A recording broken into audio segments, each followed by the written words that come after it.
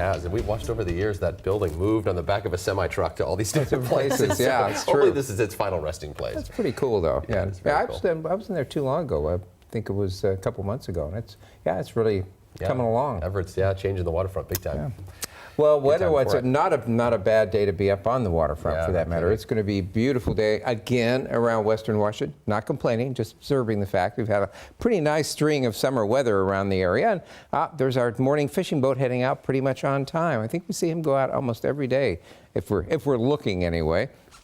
You can see we've got a pretty nice looking morning up there around Bellingham. Basically clear skies, and that's pretty much what we have up and down the Sound this morning. Just a couple of high clouds there. We do have a few areas of patchy low clouds down around the extreme South Sound and out towards the south end of the Hood Canal, but that's about all we can muster. And in Tacoma right now, you see beautiful looking sunrise headed our way. Some really, really nice color there. And checking temperatures, you head out the door. Those aren't bad either. Running mostly in the low to mid 50s from our SchoolNet sites right now. I see 57 in Renton, 55 in Bellingham, and way up near the Canadian border, 54 degrees in Ferndale. Take a look at the air quality. Good news there as well. We continue with the weak onshore winds, not cooling us a whole lot, but keeping that clean air flowing in here. So we're looking for good air quality pretty much across the state. Might see Colville dip a little bit into the moderate range today, but nothing serious. So it's really nice to see this continuing period of blue skies, which is kind of nice. Checking the satellite, you can see what I'm talking about. The light blue, again, the low marine deck clouds, most of it just off the coast. A few clouds forming on the south coast, and then just seeing a little bit of that form.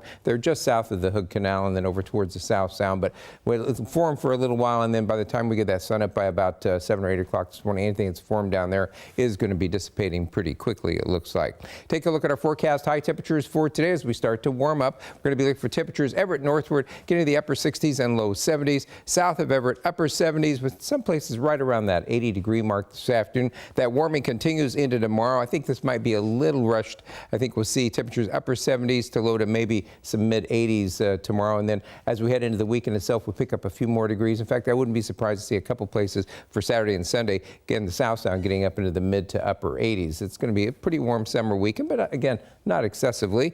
And then we cool down. We get a little front through here for the first time in a while. That's going to give us much cooler temperatures Monday. Chance of a few showers, especially in the convergence zone area north of Seattle, and highs in the upper 60s and low 70s. Sunny back to mid 70s Tuesday and mid to upper 70s as we head towards Wednesday, as once again we rebound back towards the upper 70s and low 80s for later on next week. It's a summer to remember for sure, Shante.